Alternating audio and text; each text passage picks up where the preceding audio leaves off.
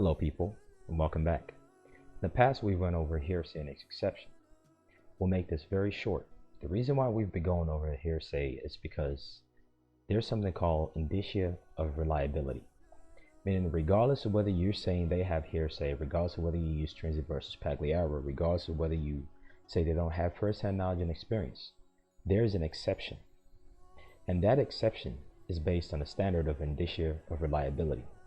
Meaning, despite the fact that this being a hearsay, all those rules, lines, number within the hearsay that list the exceptions that we've been going over, the summary of it is called indicia of reliability.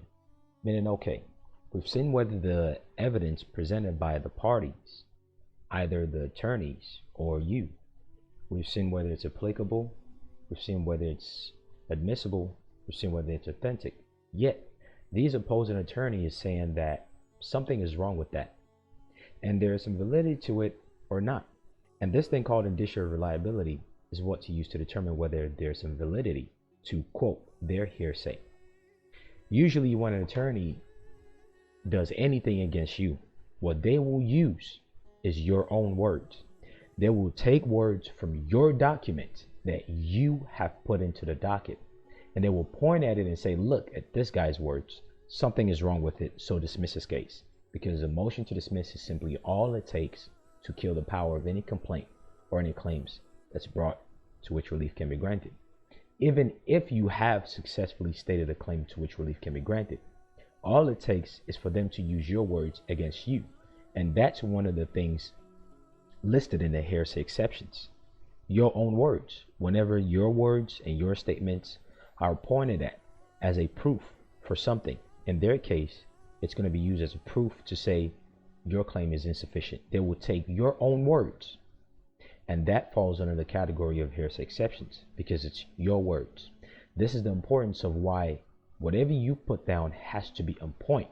This is the importance why you have to qualify the elements, tests, and standards, and you have to know what preponderance of evidence, evidence with probative value, material evidence, what it truly means, and how you can use it to stick it to them. Only then would Hearsay versus Pagliaro have a standard in any way, shape, or form. That thing that acting judge uses to see whether their hearsay, or even your hearsay, whether it has validity. When it's all said and done, it's called an indicia of reliability. It is a test used by courts when a hearsay statement does not fall under a specific hearsay, meaning hearsay exception. A court may nonetheless admit the hearsay statement into evidence. A court may nonetheless admit the hearsay statement into evidence when the statement and the circumstances around said statement indicate that it is reliable and trustworthy. What is that statement and the circumstance that would indicate that what they're saying is reliable and trustworthy? Your own words. If you slip up, they will capitalize on that one simple thing. And believe it or not, that one simple word, if you're not careful and if you don't know how to turn it around and say that they've conceded to all the other claims and have failed to state a claim to which a motion to dismiss can be granted. Because if they capitalize on one word and try to say that invalidates the rest, they've conceded to the rest. They are still held against the point-for-point rebuttal. So the solution is being given to you right now to what they will do by taking your words, your small slip up, and try to use that as a cover blanket against everything else to say it's invalid. They will do this because it is their job. That's the reason why they get compensated. Attorneys just don't exist for a fanciful purpose just to wear a tie and to say that I went to this school. No, they get compensated to create confusion, and to make you get upset and quit.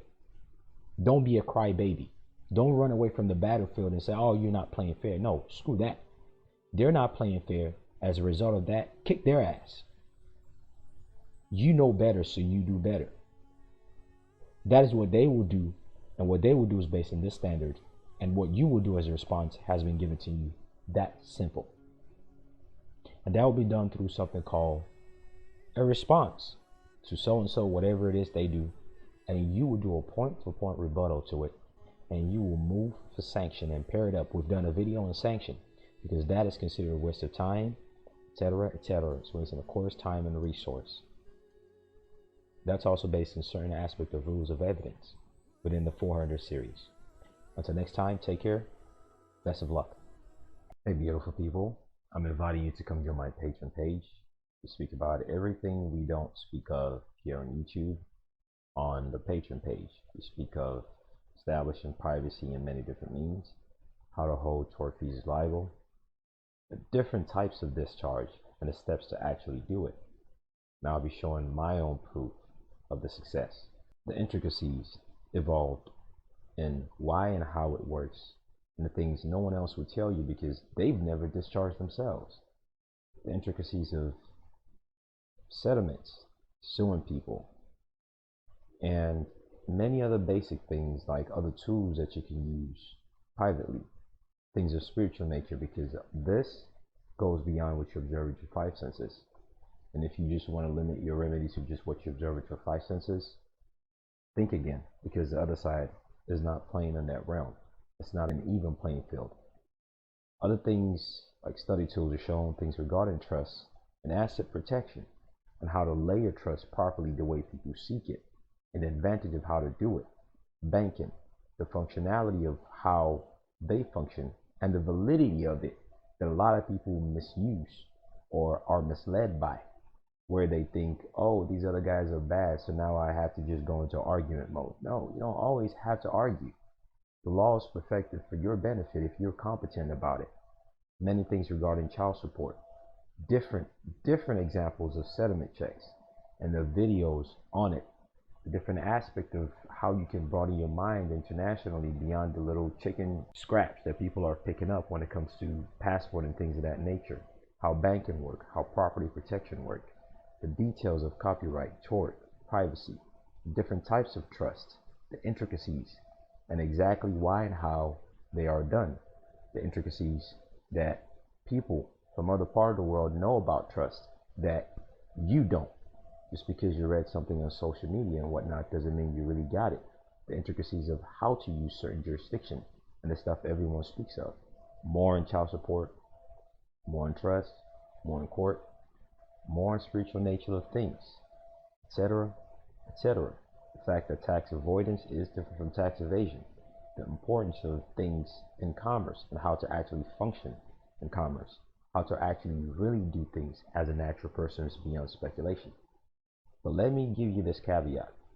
If you're looking for a cookie cutter or some quick fast food way, this is not it for you, either here on YouTube or on Patreon. But if you're serious about your education and the function and application of it, rather than the mere accumulation of information, then come on over on Patreon. There are things we speak about over there that are universally and exponentially beneficial compared to that of the ones we speak of on YouTube. And more importantly, the practicality and the actual use of it. Take care.